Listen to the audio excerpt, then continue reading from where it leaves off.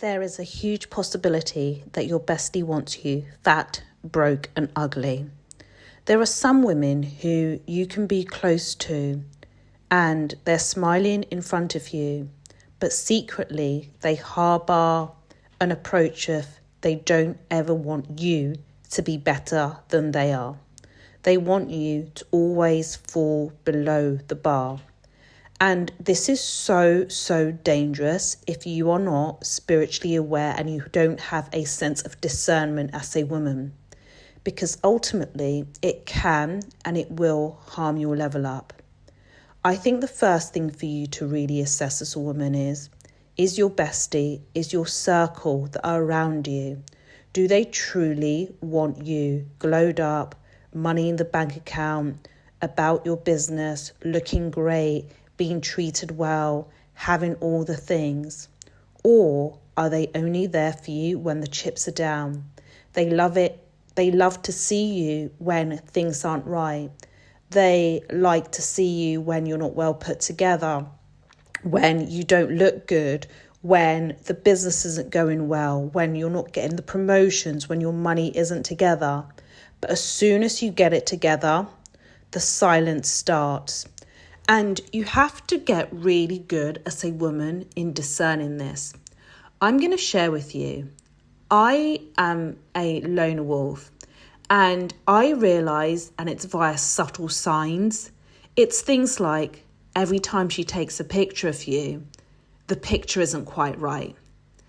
Or I remember once I was with my ex-friend and we were in a taxi to an event.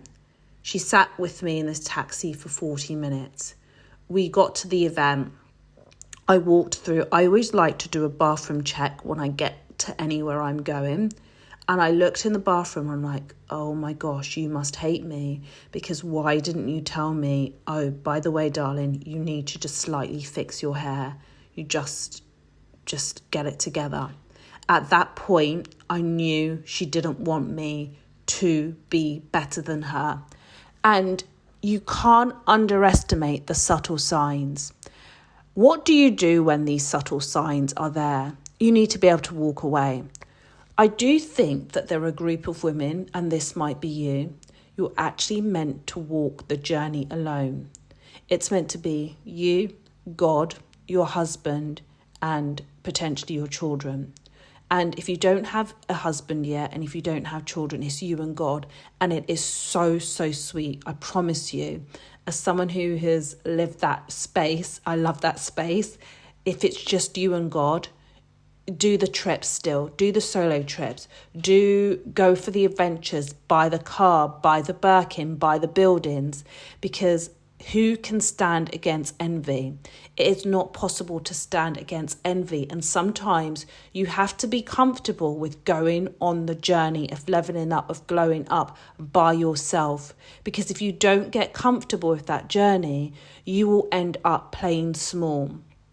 I'm in a point in space where I look at my life and I'm like, oh my gosh, the things I'm going after now, some of the people that I knew, this would have been so suffocating to them. This right now, my lived experience, the businesses, the assets would have been suffocating.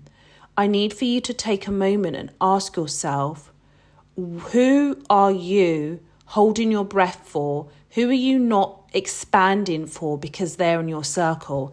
And this happens subconsciously, because stepping away from these people, you will allow your wings to grow. You will allow yourself to expand, and you don't necessarily realize it. I need for you to understand, as a woman, not every single woman in your circle is wanting you to win.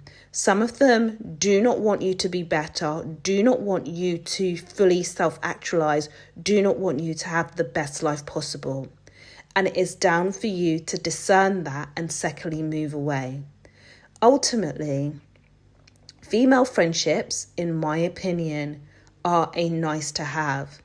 What is better is you fully becoming the woman that you are meant to be and understanding you are not a community project. You don't need a group of women to validate you, all in the name of friendship, but you never fully become because you're always shrinking yourself. So let me know in the comments, whether or not in your Project You 7.0 journey, what your friendship journey looks like. Do you understand what I mean? Have you had those experiences with women who ultimately, they just don't want you to be better?